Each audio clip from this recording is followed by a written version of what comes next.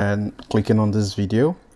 Now what I want you to do before we carry on is to subscribe, to my channel. This will encourage me to make more content like this.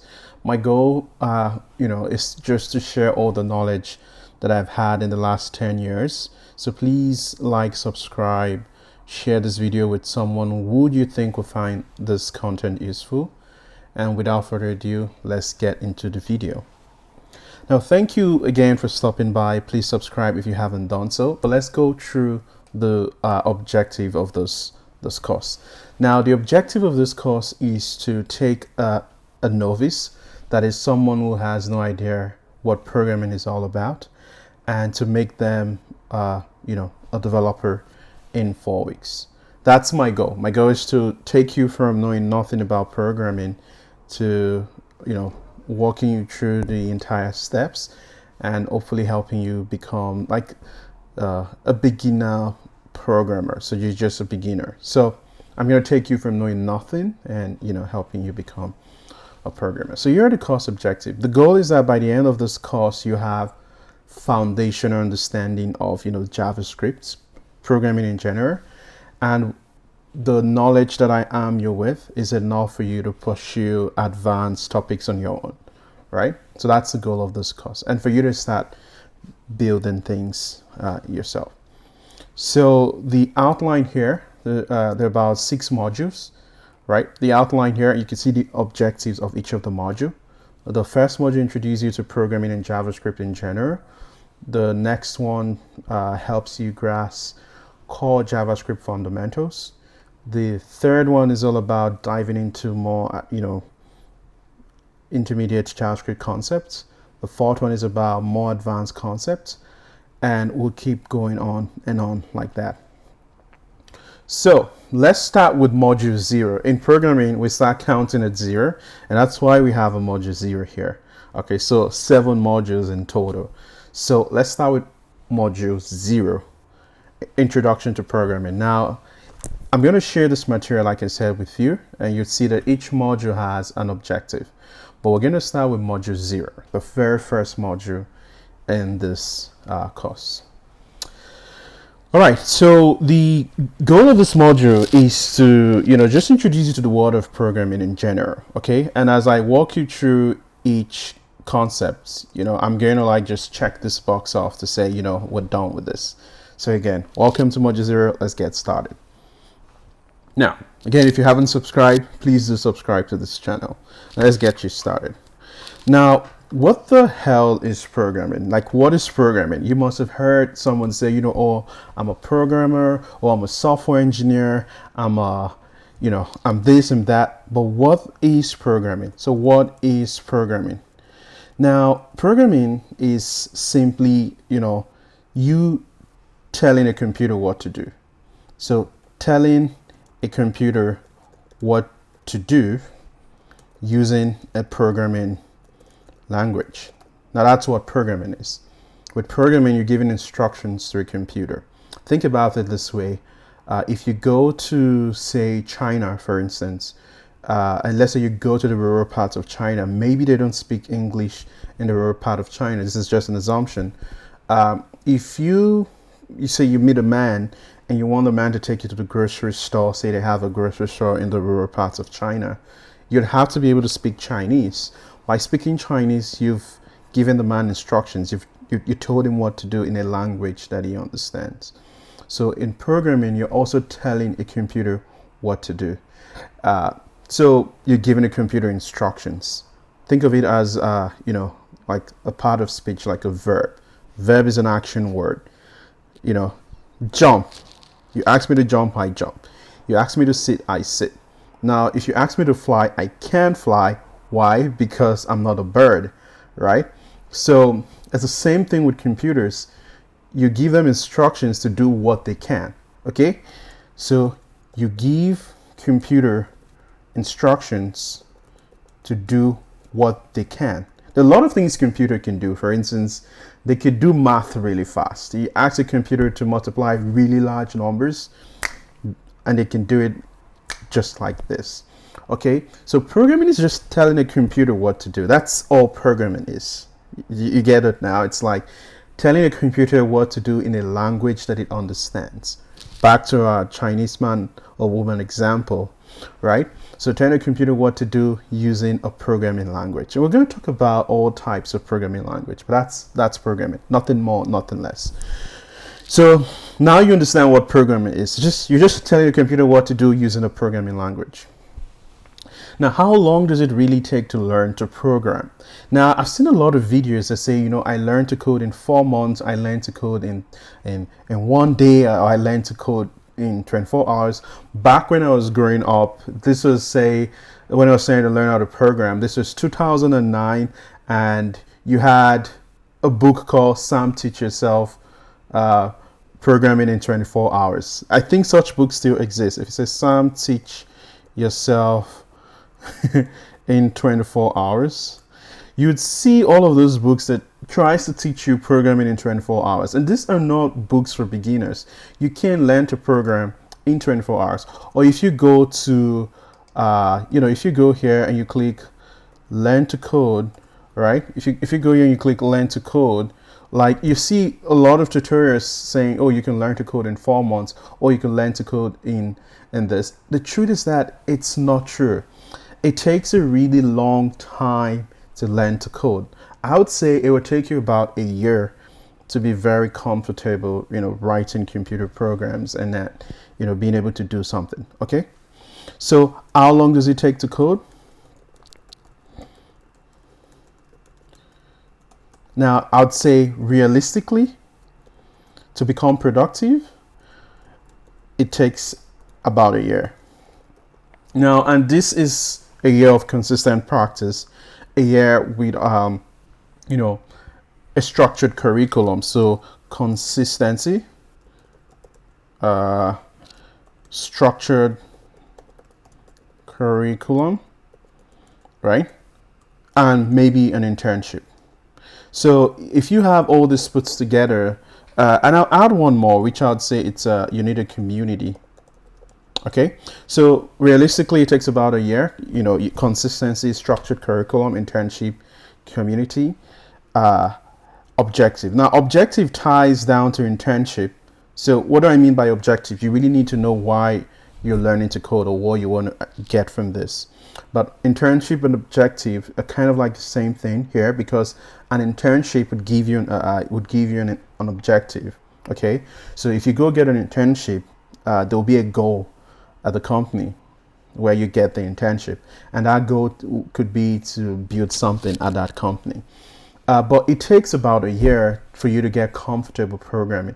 Now, can you do this in 3 weeks? Can you do this in 4 months? It all depends. If you're a student, you have nothing to do, it could probably take a shorter time frame. But if you're a family man or woman, or someone who was in between jobs, who is doing this part-time, it would take you a longer time. So you need to get that really clear, that programming is not something you can learn in just 1 hour or 2 hours. But the goal of this video is just to give you a big picture of everything that's involved in learning to code. Okay, and I'm going to do this all in a series of videos, so it takes about that long. Now, don't listen to videos that say you can learn to code in 1 hour, or you can learn to code in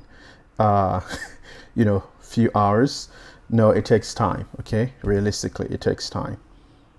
So I think we're done with this. Now, how is programming different from software development? Now, programming is just an act, right? It's just the act of writing computer programs, right? That's all programming is. You're just giving computer instructions. Okay. Software development, on the other hand, is a career. It involves a lot of other stuff. It's a discipline. So in software development, there's a number of people involved. So you've got in software development. So let's talk about software development. Software development is more like it's interdisciplinary. So in software development, you have a project manager, right? You could also have a product manager. You have a QA analyst, quality assurance. You have maybe DevOps engineer. You have like software developers. You have UI UX designer. you know, you have a sales team, right? You have marketing, which usually they group them as one. You know, you have a CEO, a CTO. You know, it's a combination of stuff. So the software development is the act of, you know, developing software. There's a process to it. Uh, in the field of software development, there's something called the software development life cycle, and so software development life cycle, to give you an idea, that tells you it's a life cycle of how, you know, the process involved in developing software. You know, development, maintenance, requirement analysis. So programming is just the act of just writing code. You're just writing code. A software development, on the other hand, involves you dealing with more than one person. So you're dealing with a product manager, a project manager. You're dealing with this number of people. Okay, so software development and programming is different. Programming is just a subset of software development. Okay, that's how programming is. All right, cool. Now let's talk about career and lifestyle. Do you need a career in programming? I'll talk about a typical day in the life of a software developer and paths for software developers. Well, if you want to become a programmer, you can just learn to program on your own, like you're doing now. But do you want to pursue a career in this? That's up to you, right? But I'm going to talk about a typical day in the life of a software engineer, or a programmer. So like I said, programming is just writing computer programs. When I started programming, it was more of a hobby, right? I did it as a hobby. I wasn't incentivized in any way to do it. I just liked the fact that I could create stuff, okay? But I wasn't paid to do it. I write programs for free. You know, I would share my resources, but I wasn't paid to do that. So that's programming. When I decided to become a software developer, that was a lot different. You know, I had to learn a lot more about dealing with people, learn about some part of the business so that I understand what the hell I'm writing. But a typical day in the life of a software developer involves, you know, their meetings, a lot of meetings with key stakeholders. Like in the case of what I mentioned earlier, I talked about, you know, projects managers and QA people. You might meet with any of those people in a typical day as a software engineer. Usually you'd have daily stand-ups. It varies from company to company. It's usually at the start of a day. And the daily startup involves you giving updates as to what you worked on yesterday, what you'll be working on today, and if you have any blockers. It also involves writing code, so you get requirements from like a PM or as a product manager or a project manager. They would spec out the requirements of what you need to work on. For instance, it could be work on, you know, building an app, add this feature to this app, and it's going to be written down depending on the company you work for as requirements, and then you could just, you know, pick this thing and, you know, just sort of like work on that. So that's one, and then you'd have to like get the code done, shared with other programmers, and you know get feedback on your code, and if the code is good, it gets approved, gets deployed, and the changes are live, and the customers can see the new feature or fixing bugs. It's very involved, right? It's very involved. Usually, I would say there are a lot of meetings in most companies, and you spend most time fixing bugs than working on new features. And there are very few cases where you'd have to work on new features, especially if it's a new product in the market. But in most established companies, you'd spend most of your time fixing bugs, maintaining features, very little time working on new features. You spend a lot of time on meetings, you spend a lot of time on fixing bugs. That's usually a typical day as a programmer. Now, we'll talk about like, you know, the parts that's involved here in, you know, software development or programming. Like, if you decide to learn to program, there are several paths you could take. You could take the path of, you know, learning to, you want to be an entrepreneur. That could be one reason why you want to learn to code, right? You want to start a company, you want to start a startup, or you want to just build an app that you could sell. So there's so many parts. But the cool thing about learning to program is that if you do follow through to the end, you could start a company where the cost of developing the software is almost zero, right? However, that's not true. Hopefully, I get to talk about that in another video.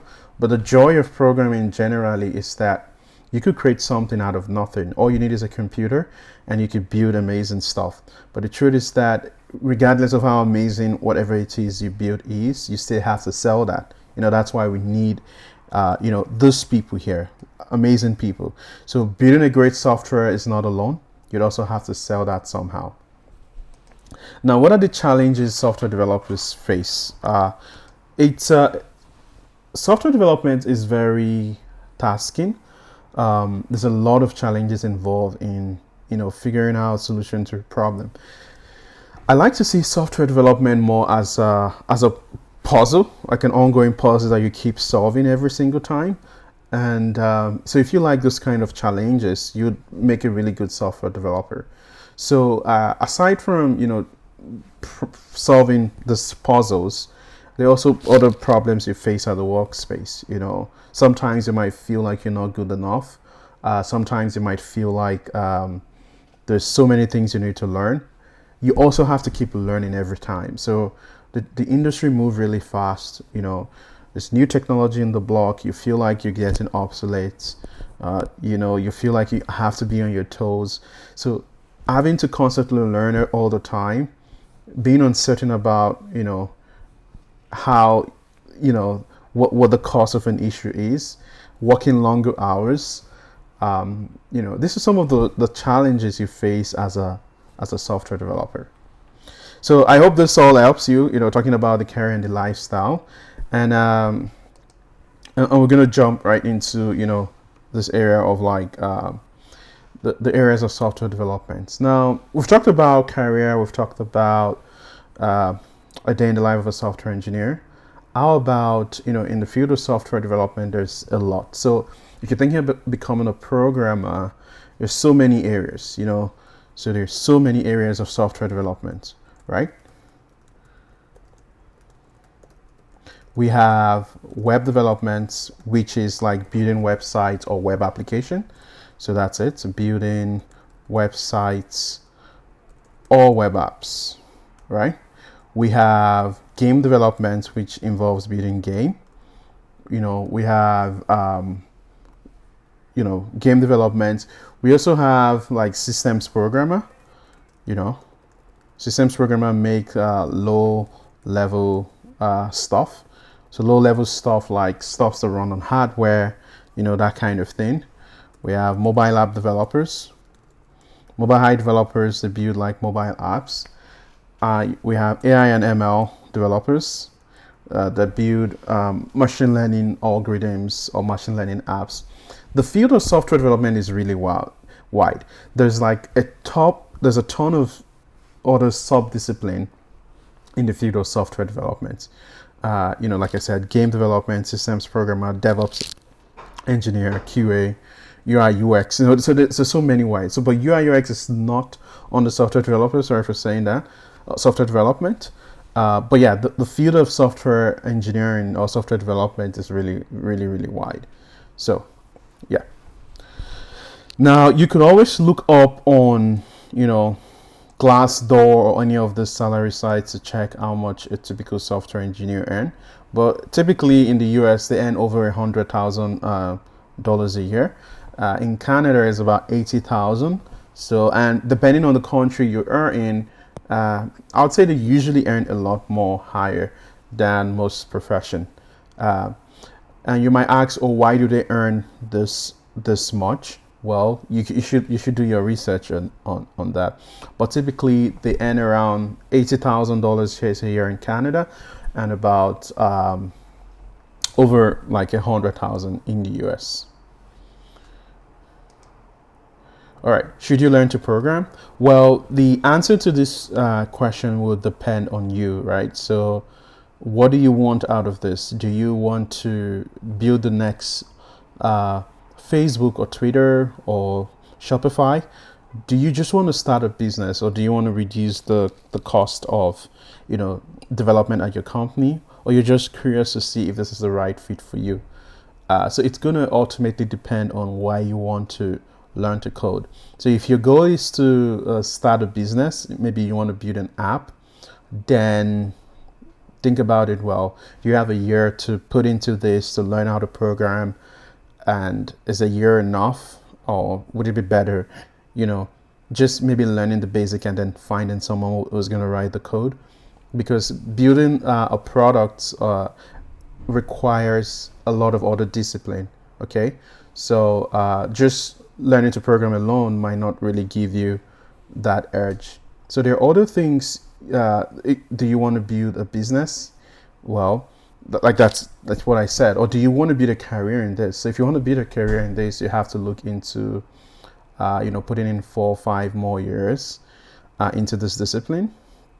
And yeah, that's about it. So it's up to you, decide what you really want out of this.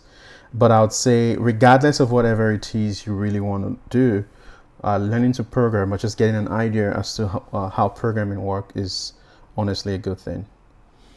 Where to start? I'll say start from this video. This is a good place to start. And yeah, so that's it here on module 1 on introduction to programming. Like I said, programming is just saying a computer what to do. And we're going to wrap it up with a few encouragement, like learn to code. It's important, but you don't need to spend a lot of money. I see a lot of people paying a lot for boot camps and some programs like that. For if it's something you're not sure of, I don't think it makes sense to pay a lot of money and get into debt trying to learn a program. This is something you can learn from videos like this, or on a number of videos on YouTube that talks you through. So, but you should think about that before spending a lot of money.